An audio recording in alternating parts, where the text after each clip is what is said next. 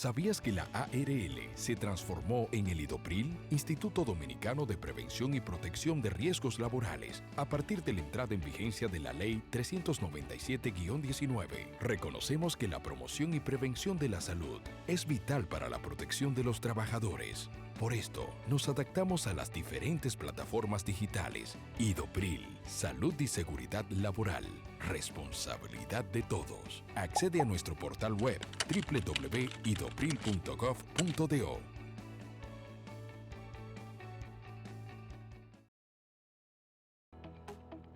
El Banco Central hace política monetaria. Para ello, utiliza la tasa de política monetaria, buscando incidir en las tasas de interés a que los bancos captan ahorros y prestan para el consumo de los hogares y la inversión de las empresas.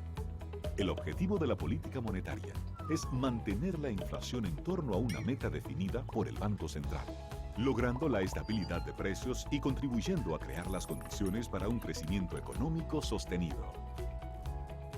Banco Central de la República Dominicana, por la estabilidad y el crecimiento.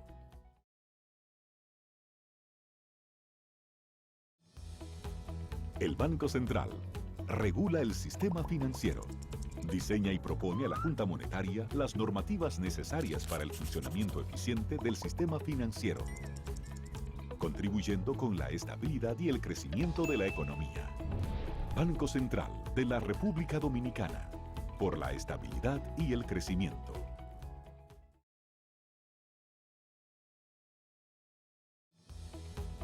El Banco Central es responsable del buen funcionamiento del sistema de pagos.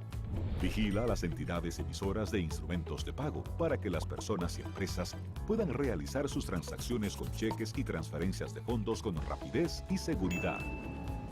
Banco Central de la República Dominicana, por la estabilidad y el crecimiento.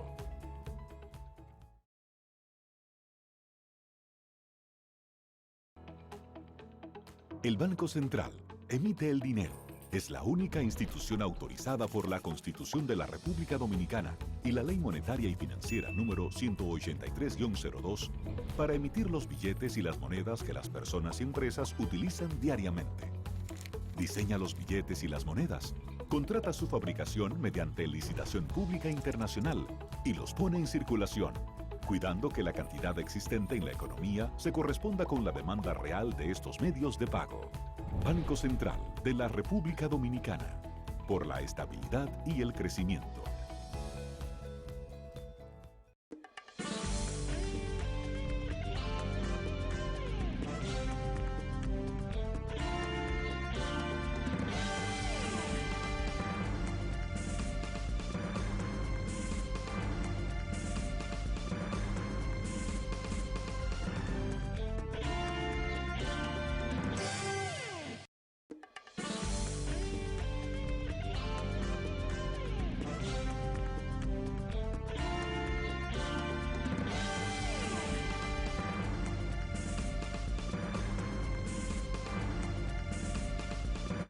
Buenas tardes, amables televidentes. Bienvenidos a su cita diaria crepuscular y nocturna de Teleimpacto, que es al final de la tarde y comenzando la noche.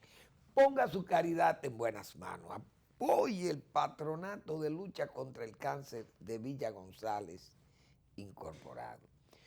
Una verdadera institución de servicio al prójimo más desamparado, al prójimo más pobre.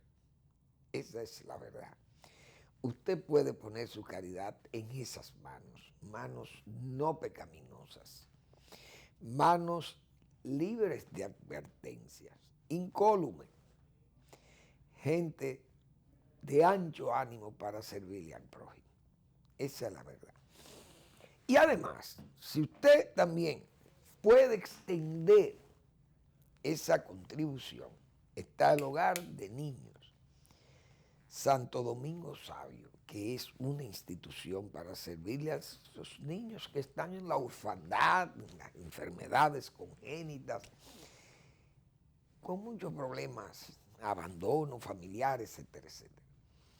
Y ahí es un sitio de acogida para esos niños, también para sus contribuciones. Ponga su caridad en esas manos. Bueno, vamos a iniciar el programa con algo que ya nosotros habíamos anunciado antes, porque habíamos recibido ya esa información, pero ayer 16 de diciembre se había anunciado la fecha de que el gobierno de Chile condecoraría con la orden Bernardo O'Higgins al señor gobernador del Banco Central, Héctor Valdés. Y es una distinción muy importante, porque Valdés es un egresado, un ex becario de Chile. Y él, como ex becario, y destacarse como una personalidad de las finanzas, de la economía, en toda el área, y el manejo que ha tenido, el comportamiento que ha tenido la economía en el país, y además él personalmente, porque señores Valdés también, que yo he dicho aquí que es el funcionario mejor valorado del gobierno, pero no es solo porque ha manejado la economía ahí, no, sino que además de eso, nadie ha podido señalarle a ese caballero un acto de corrupción en ese banco, ni un acto indebido, una indelicadeza que pueda poner en riesgo su buena imagen de servidor público eficaz, honesto y honrado. Entonces, yo muchas veces he dicho aquí, Valdés ha dado pedagogía a través del banco. Desde luego hay gente que no ha entendido todavía el papel de un gobernador del Banco Central, parece, digo yo. Porque fíjense que hay burlas, por ejemplo, se hacen burlas al buen desempeño económico que anuncia Valdés. Como quien dice, Valdés nos está poniendo como un bobo, como si fuera un analgésico o un alucinante, como para que la gente, en vez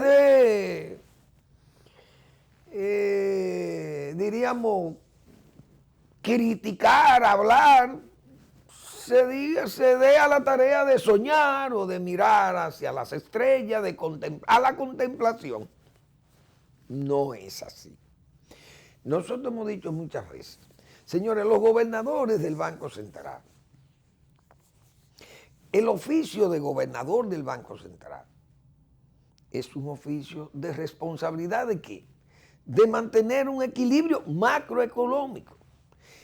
¿Cuál es el problema de un mal gobernador? Que permita los desequilibrios macroeconómicos. Eso es todo. Usted quiere ser un buen gobernador, usted lo que tiene que mantener son los equilibrios macroeconómicos. ¿Qué eran desequilibrios? Por ejemplo, ¿quién ordenaba hacer inorgánico? ¿Eran los gobernadores? No, eran los políticos. Los presidentes eran los que ordenaban hacer los inorgánicos. Yo recuerdo un gobernador del Banco Central, varios gobernadores del Banco Central. No, yo no entro en eso. Ahí usted toma a un hombre como el licenciado Julián, don Luis Julián Pérez, fue gobernador del Banco Central. No va a eso. Yo recuerdo que Eduardo Fernández también, que fue gobernador del Banco Central, creo que en el gobierno de don Antonio Guzmán, y se negó a los inorgánicos también. Es decir, hay que tener el carácter para eso, por un lado. Ahora, ¿qué crean esos desequilibrios? Si usted se lleva de eso, se crean los desequilibrios. Si usted comienza a soltar divisas, comienzan a crear unas devaluaciones y un descontrol, una tolerancia por un lado en los bancos, haciendo lo que le da la gana. Usted tiene un descuido por esa vía. La Junta Monetaria toma medidas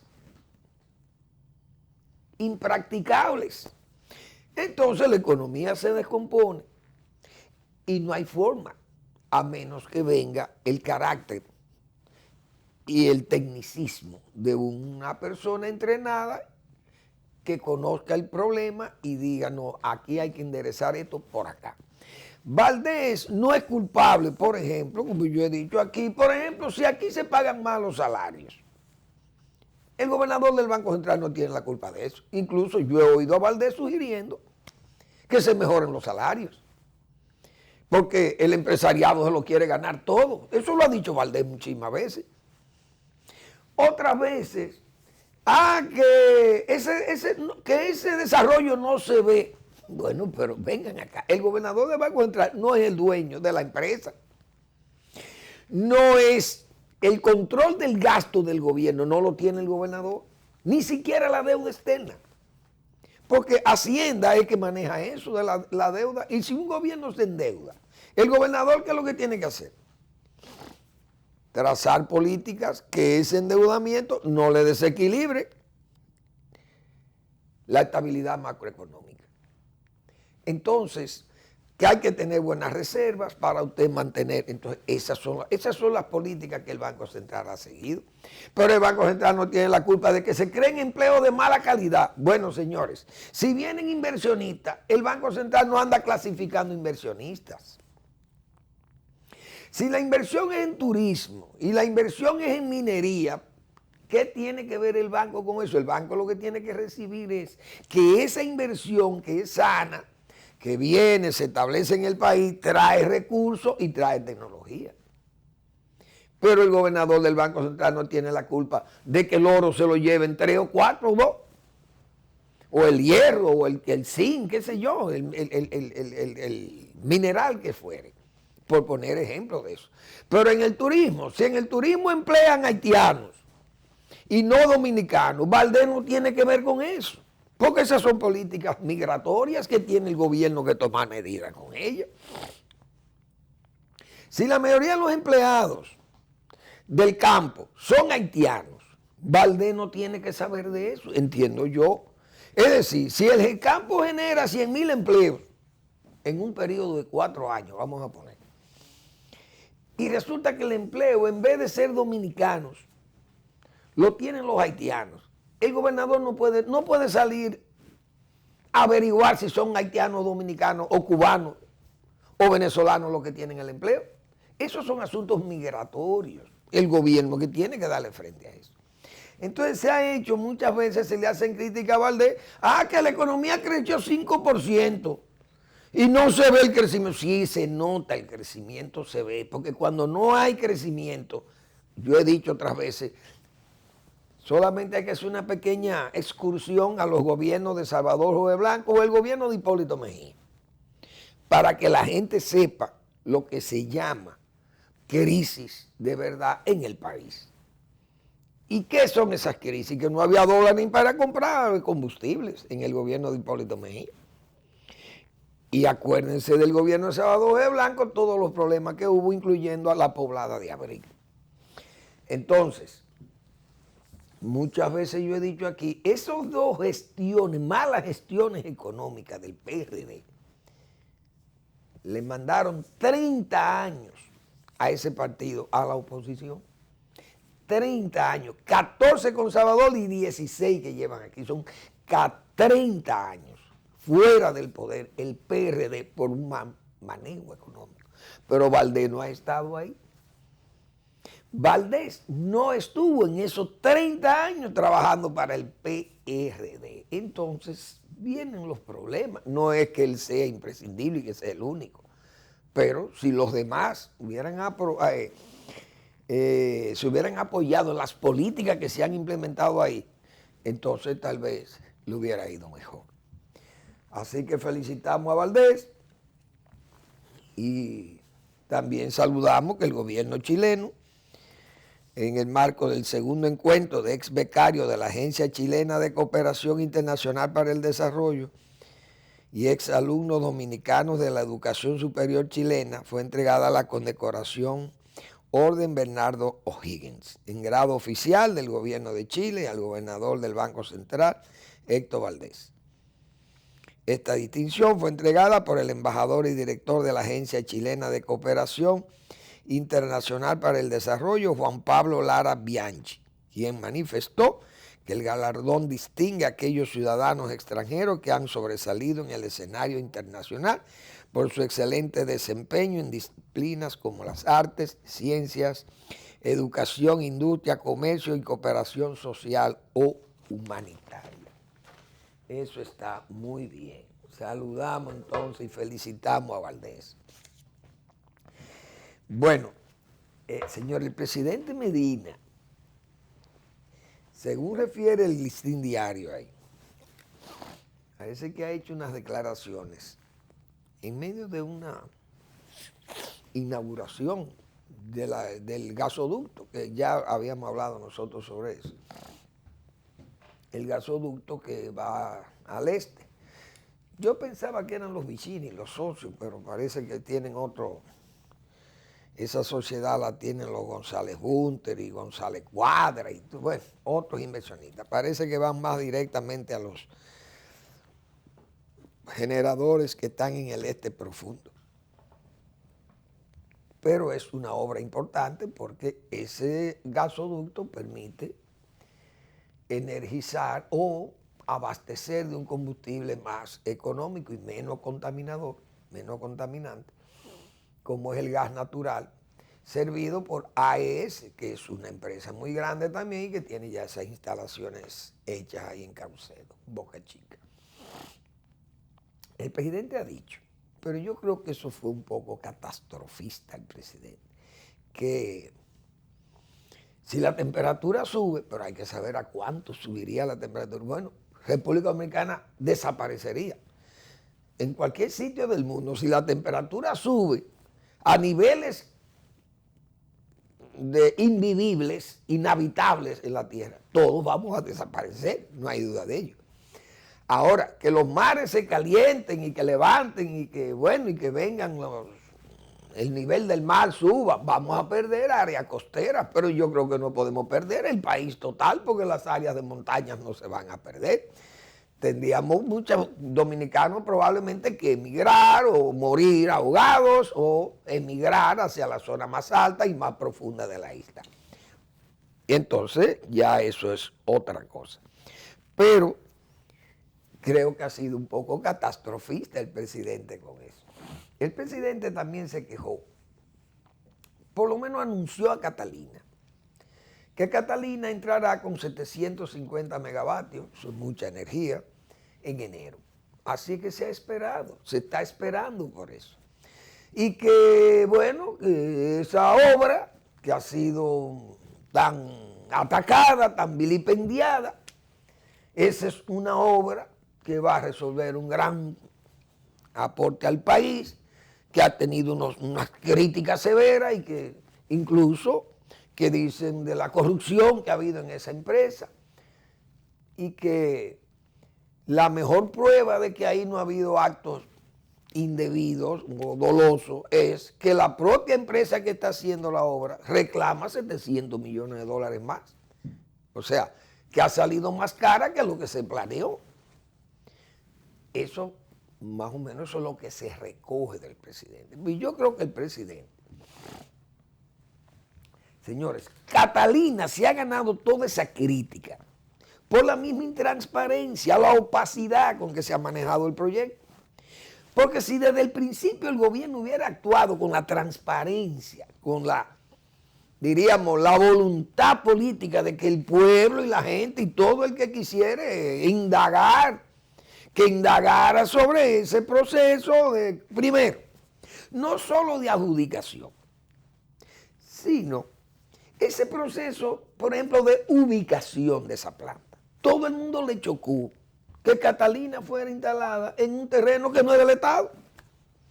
¿Cuál era la necesidad que tenía el presidente o su gobierno de que Catalina se instalara en una propiedad de los Vicini, por ejemplo? Gente que son parte interesada porque tienen 1000 megavatios. Jaina maneja 1000 megavatios, es decir, 1.000.000 de kilovatios de energía. Eso es mucha energía, o sea, es un productor importante. ¿Qué sospecha la gente? Ah, pero los Vicini se van a quedar con Catalina. Eso es lo primero que uno piensa. ¿Por qué? Bueno, porque si usted construye en un terreno mío y yo no quiero que se destruya eso, bueno, al final soy yo el que lo voy a adquirir. Entonces, ¿cuál era la necesidad que el gobierno tenía de eso? Y no declarar eso de utilidad pública, esos terrenos, pagárselo a los Vicini o hacerle una permuta y El proyecto cabía bien ahí, bien. Luego viene la adjudicación, dejó muchas sombras. La adjudicación dejó muchas sombras. Sombras tenebrosas.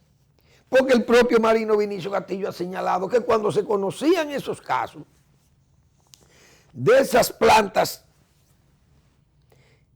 que el propio presidente quería que él participara y él fue a la primera reunión y después no lo invitaron más. ¿Quién no lo invitó? Eso es lo que había que investigar, porque yo me imagino que el presidente recibió la información del propio doctor Castillo, de que el doctor Castillo no estaba ahí.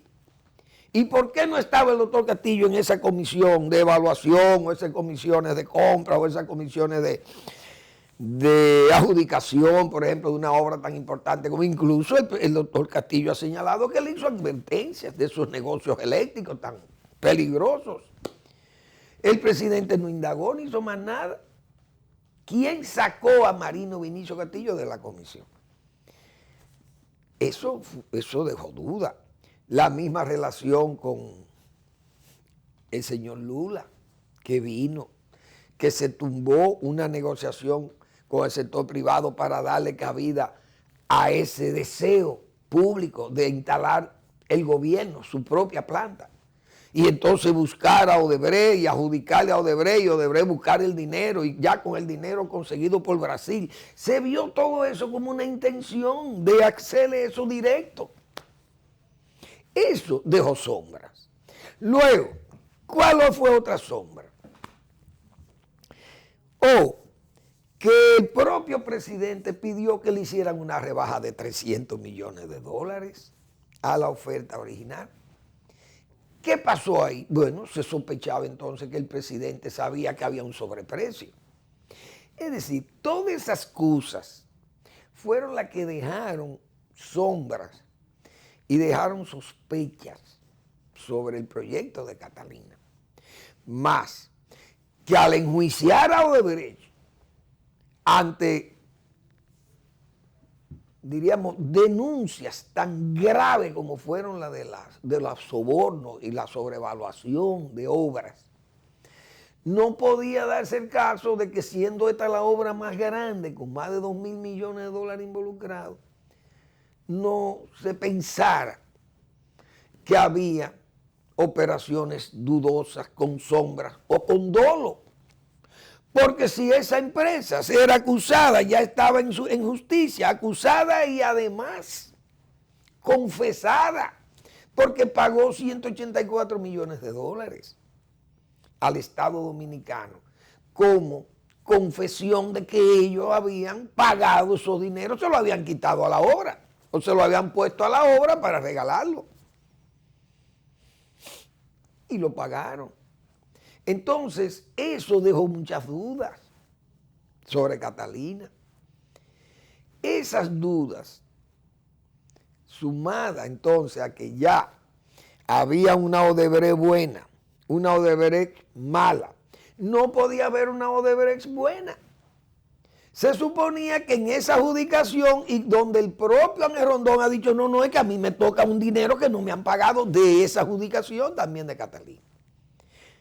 Y si ya había acusaciones con las obras anteriores, ¿por qué no se pensaba con las obras siguientes? Pero esas obras lo que se han hecho, Catalina y las demás, incluso por unas investigaciones de unos periodistas independientes, no se ha hecho ni siquiera el mínimo esfuerzo por investigar esas denuncias. Entonces, quien le ha dado, diríamos, combustible para ese incendio en que se ha creado con Catalina y las demás obras adjudicadas en tiempo del gobierno de Danilo Medina, es el propio gobierno que ha mantenido una intransparencia o un ocultamiento y un manto de duda y de oscuridad sobre la bendita obra.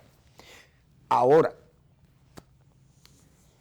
si el motivo de hacer Catalina fue rebajar el precio de la energía, eso tendrá que pasar. Porque ¿de qué sentido tiene que el gobierno entonces haga Catalina y el kilovatio hora no baje?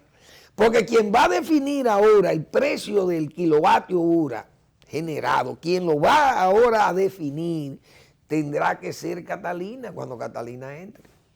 Porque esa va a ser la mayor planta o planta dúplex que va a producir energía con un combustible relativamente barato o uno de los más baratos dentro de los convencionales, de los hidrocarburos o los compuestos de carbón. El carbón es más barato que los demás, excepto el agua, el viento y la luz. Pero es más barato que el del gas, inclusive. Claro, es más sucio, es más contaminador, más contaminante, es verdad. Pero es más barato. Es el que tiene que fijar los precios del kilovatio de aquí en adelante. Entonces, porque el precio de un kilovatio producido con carbón no es igual que el de fuel oil, ni es igual que el del gas, ni es igual que el del agua o de la luz o el viento. Aquellos son más baratos, los del viento, el agua y la luz. Pero la mayor cantidad la va a producir esta planta. Ahora, si esa planta está construida, la asumió el Estado para garantizarle luz al país, energía al país, y al mismo tiempo darle un alivio en el costo de la energía, se supone que Catalina no debiera venderse. Y si se va a vender, porque dicen que deja beneficios, si va a dejar beneficios, que no la vende el Estado, que permanezca con él. Entonces, todo eso son las dudas sembradas sobre Catalina, pero por la misma tolerancia y por la misma, diríamos, esa indefinición que ha tenido el gobierno y al mismo tiempo el descuido en transparentar las operaciones que se han hecho con Catalina. Es ahí el detalle. El presidente se quejó, parece, de esas críticas que se han hecho, pero es que las evidencias son tan claras que el propio Andy Daguaje y dos técnicos más están involucrados precisamente en esas operaciones dolosas, porque la empresa dijo que le pagó a gente que trabajó en la evaluación de la obra. Entonces, ¿quién es que le ha puesto combustible a la crítica? El propio gobierno. Porque ¿quiénes son de sus principales colaboradores o defensores en esa área? El señor Daguaje y el administrador incluso de la propia obra es un asociado de Daguaje.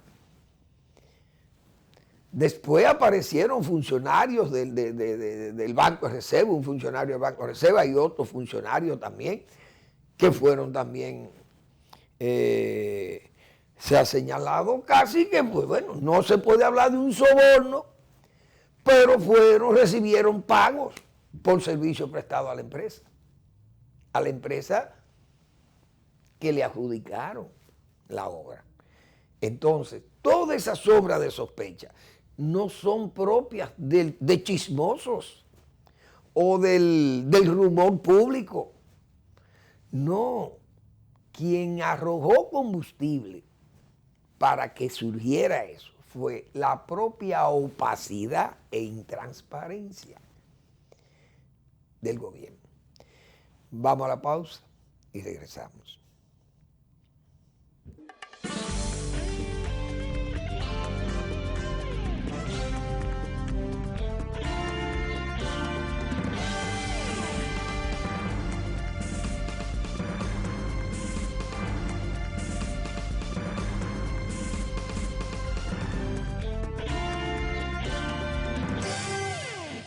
¿Sabías que la ARL se transformó en el IDOPRIL, Instituto Dominicano de Prevención y Protección de Riesgos Laborales, a partir de la entrada en vigencia de la Ley 397-19? Reconocemos que la promoción y prevención de la salud es vital para la protección de los trabajadores. Por esto, nos adaptamos a las diferentes plataformas digitales. IDOPRIL, Salud y Seguridad Laboral, responsabilidad de todos. Accede a nuestro portal web www.idopril.gov.do.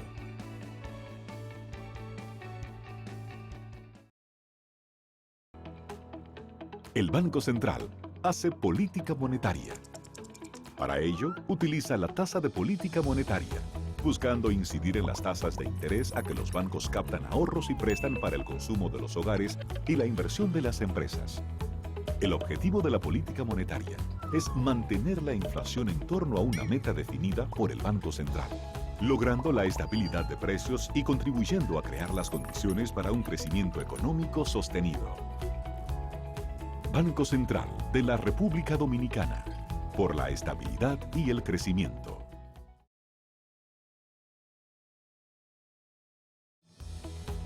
El Banco Central regula el sistema financiero, diseña y propone a la Junta Monetaria las normativas necesarias para el funcionamiento eficiente del sistema financiero, contribuyendo con la estabilidad y el crecimiento de la economía.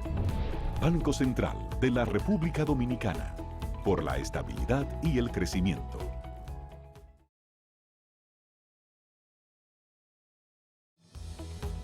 El Banco Central es responsable del buen funcionamiento del sistema de pagos. Vigila a las entidades emisoras de instrumentos de pago para que las personas y empresas puedan realizar sus transacciones con cheques y transferencias de fondos con rapidez y seguridad.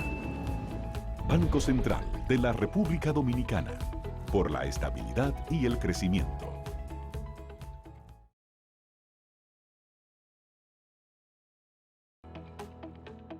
El Banco Central emite el dinero. Es la única institución autorizada por la Constitución de la República Dominicana y la Ley Monetaria y Financiera número 183-02 para emitir los billetes y las monedas que las personas y empresas utilizan diariamente. Diseña los billetes y las monedas, contrata su fabricación mediante licitación pública internacional y los pone en circulación, cuidando que la cantidad existente en la economía se corresponda con la demanda real de estos medios de pago. Banco Central de la República Dominicana, por la estabilidad y el crecimiento.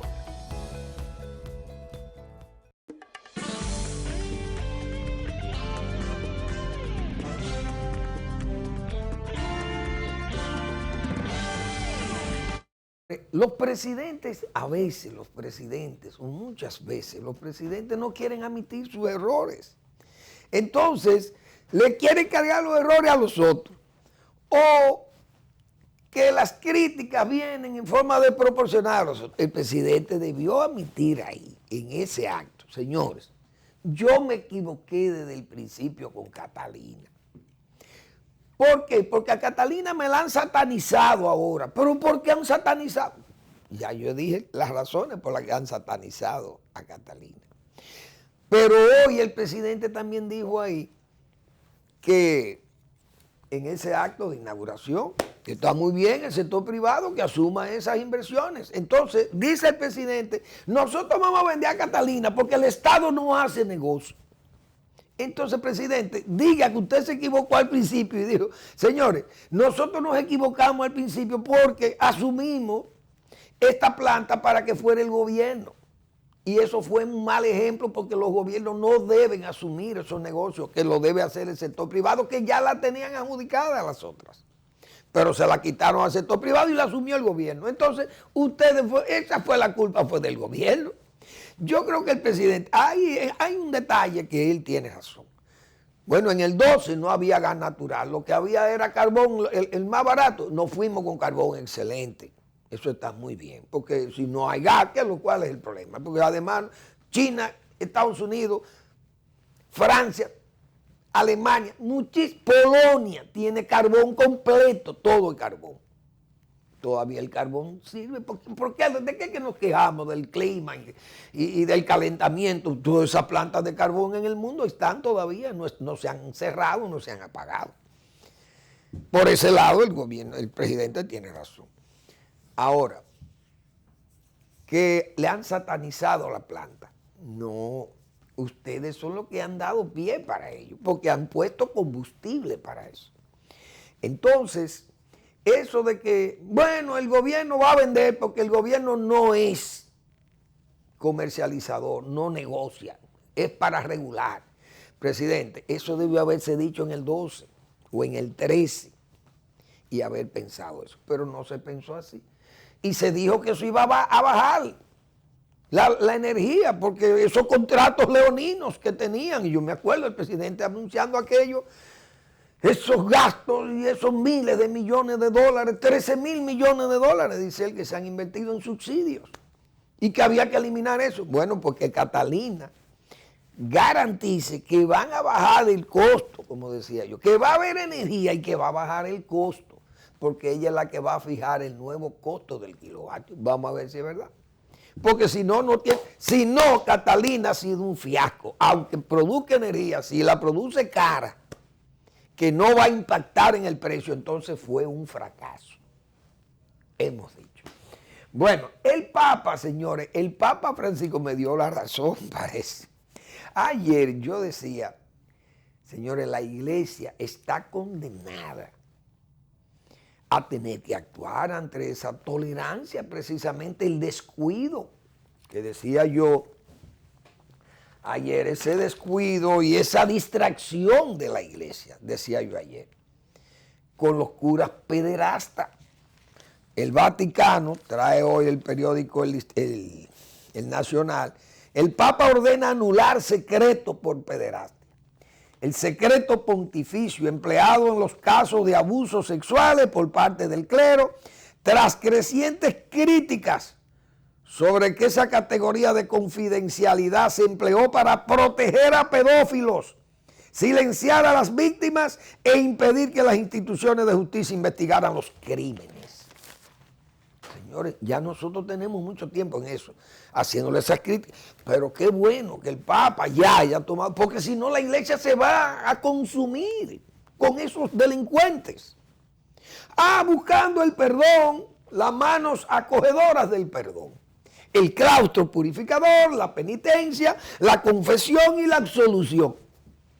No, así no, la justicia secular, mándenlo a la justicia. A esos pedófilos, pederastas, depredadores. Eso es lo que tiene que hacer la iglesia.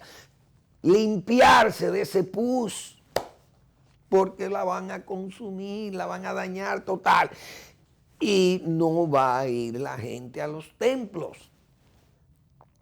Porque ¿quién va a ir a recibir la palabra de Dios de un pederasta, un sinvergüenza de él? Decía yo ayer, señor, eso es una vergüenza para la iglesia, que Naciones Unidas tuviera que impedirle al gobierno de la República Centroafricana en África que autorizara, impedirle que la iglesia, señores, pudiera entregar las raciones de Cáritas, que es la organización caritativa que tiene la iglesia para distribuir esa ayuda en las poblaciones más necesitadas. La propia Naciones Unidas le prohibió, le sugirió al gobierno de la República Centroafricana que no autorizara. Eso es una vergüenza para la iglesia. Pero el Papa ha anunciado, parece que nosotros nos oímos por allá por Roma. No. Eso está muy bien. Los líderes eclesiásticos deben proteger la información en caso de abuso para garantizar su seguridad, integridad y confidencialidad, señaló el pontífice en un nuevo documento. Bueno, eso que lo matan a cualquiera, es verdad. Sin embargo, el secreto pontificio ya no se aplica a las acusaciones, juicios y decisiones tomadas dentro del derecho canónico de la Iglesia Católica en casos de abusos. Además, Francisco amplió de 14 a 18 años el límite de edad en el que el Vaticano considera que las imágenes pornográficas constituyen pornografía infantil. Bueno, el Papa es consciente de que eso es una amenaza para la Iglesia Católica, no hay duda de ello. Bueno, la Junta Central Electoral.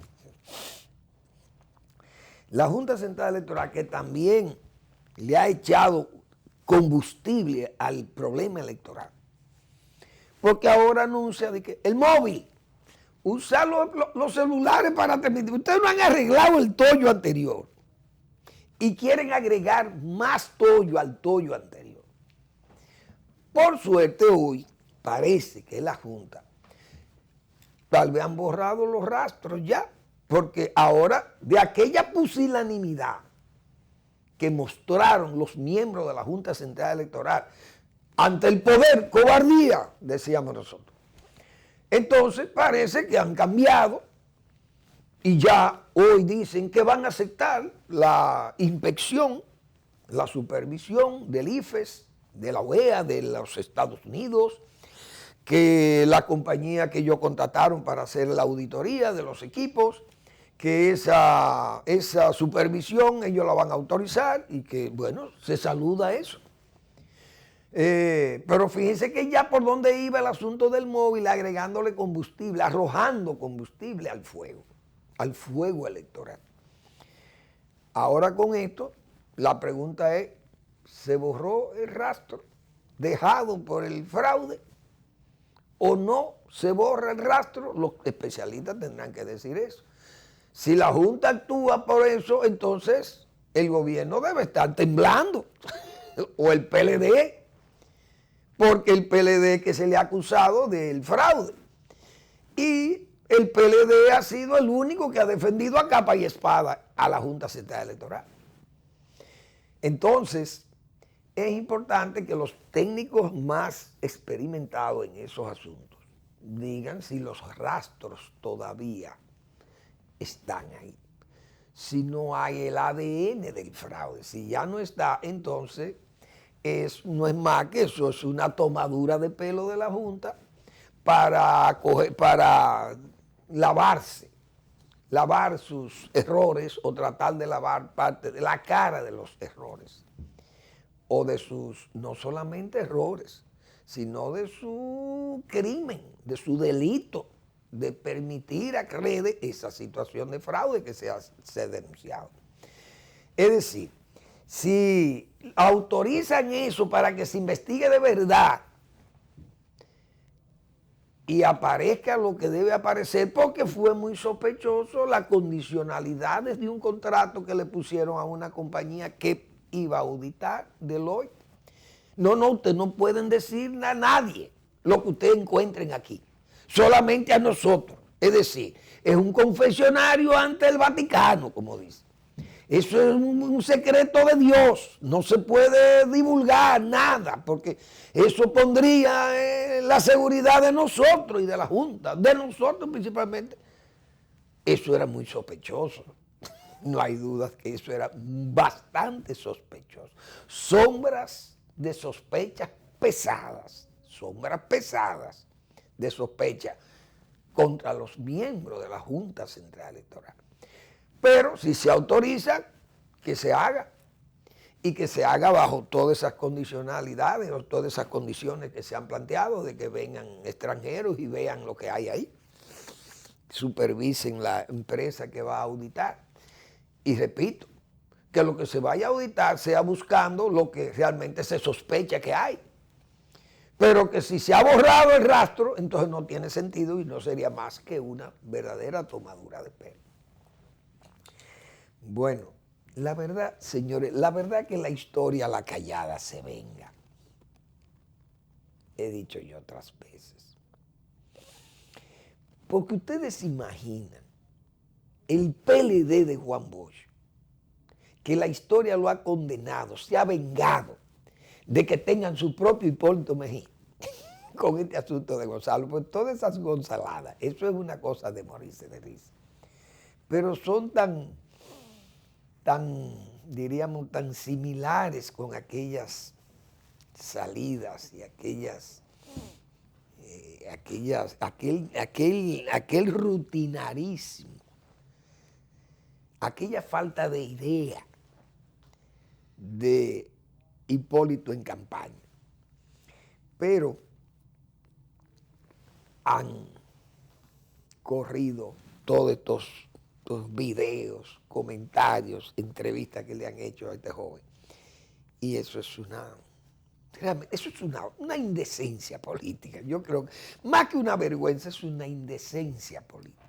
Que el PLD tenga que asumir un candidato en las condiciones tan penosas desde el punto de vista de la academia política, si cabe esta expresión, de la formación política. Porque presentar un candidato, señores, como este joven, para que gobierne este país, yo creo que eso es un abuso, eso es una indecencia política, honestamente. No porque usted tenga nada contra él en particular. Yo no tengo nada en particular contra ese señor.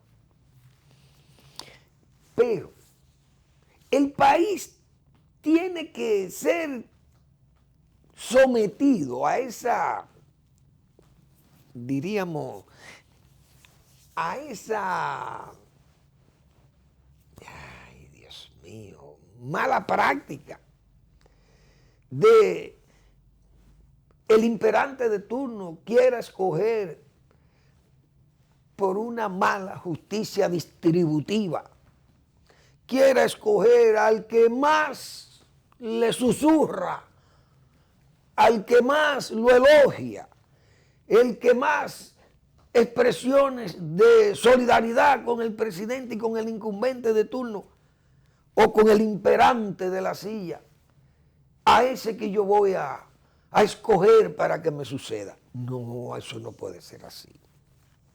Eso no puede ser así. Y yo creo que el presidente realmente está equivocado.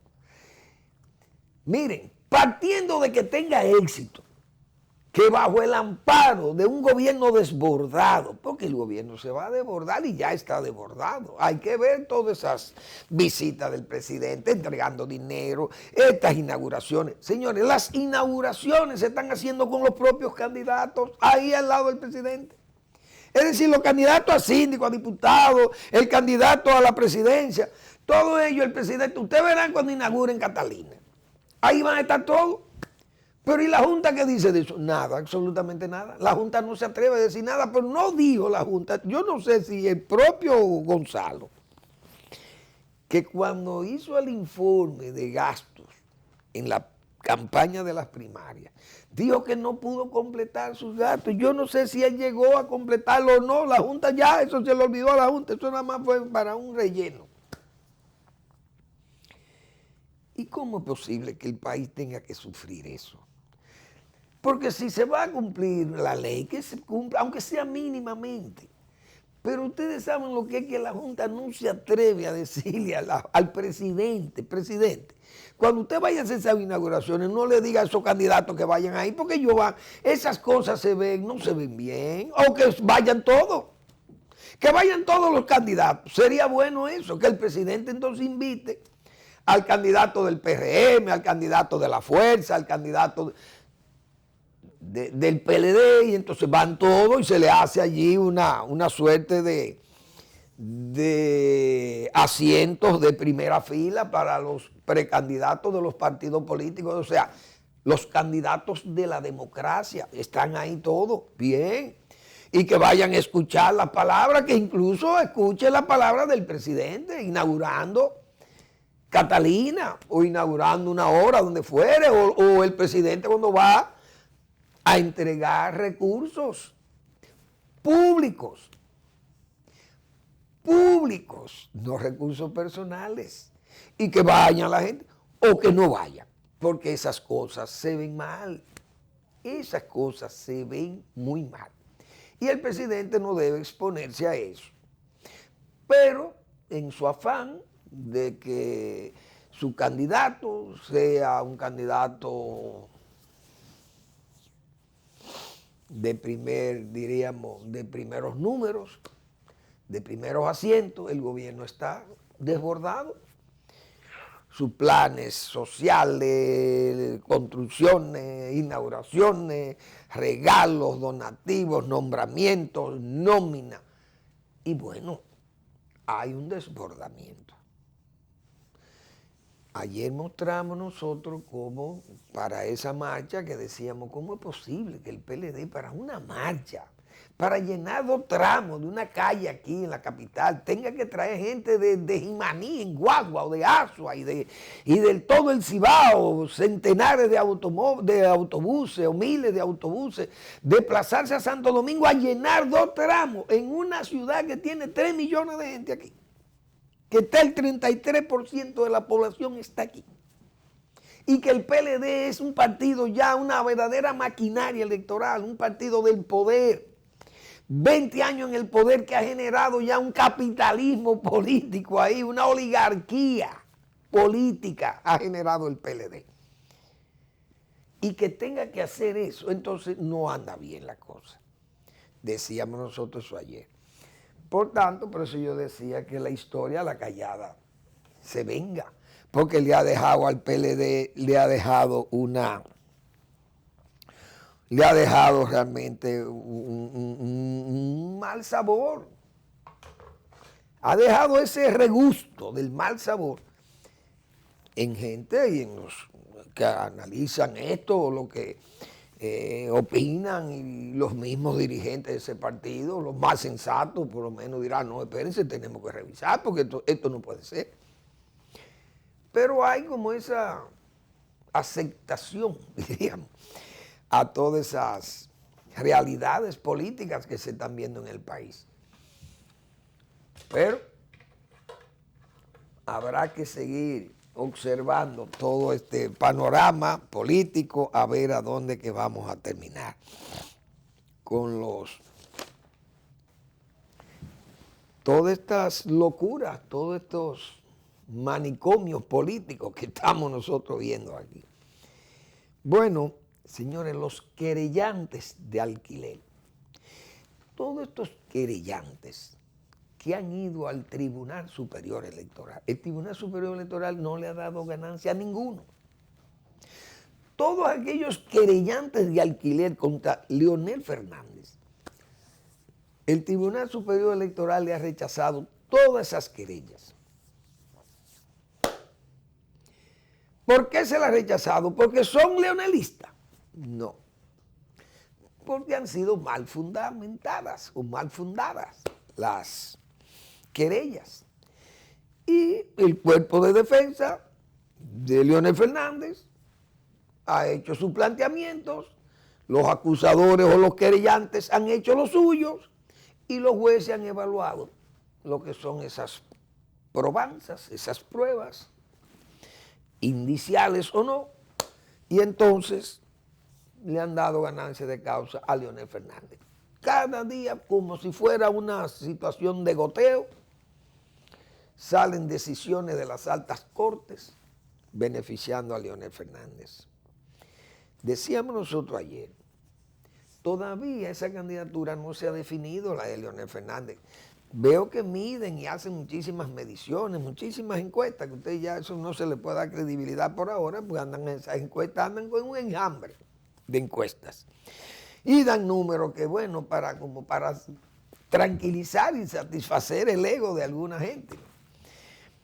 Señalábamos ayer de ese triunfalismo incluso en el PRM, pero yo decía, el PRM no tiene ese matador de toro, no tiene ese discurso compactador,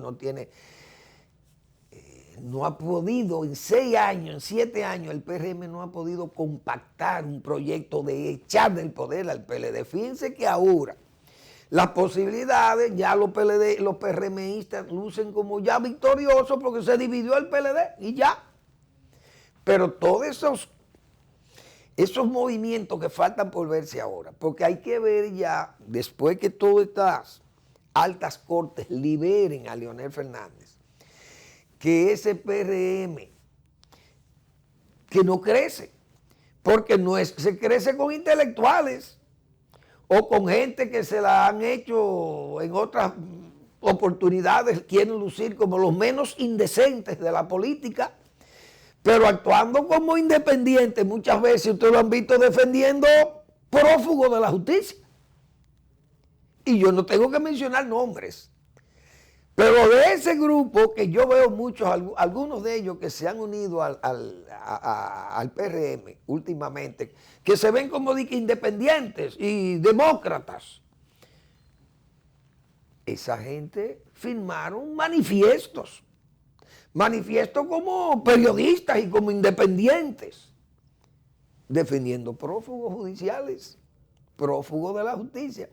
Entonces eso no suma, esos son, bueno, no son restas. vamos a decir, pero no son sumas significativas. Todavía aquí falta mucho discurso, falta mucho ajetreo político para que se definan las candidaturas. Eso es lo que yo pienso, era lo que decíamos ayer. Después que terminen estos asuntos de altas cortes y todos los asuntos judiciales, entonces vendrá el proceso político de discurso, de compactación, de ideas, de propuestas, de gritos de guerra, como digo yo, y de estrategias y de tacticismo político, que son los que van a definir candidaturas para optar o para ser presidente y vicepresidente de la República o senadores y diputados del Congreso.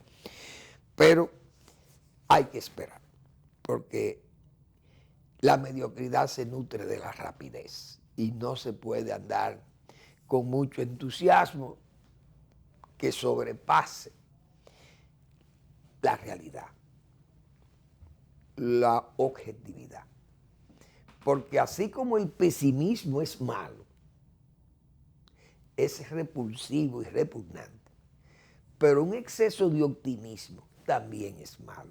Señores, gracias por preferirnos y nos vemos mañana en otra entrega de Al Final de la Tarde y comenzando la noche.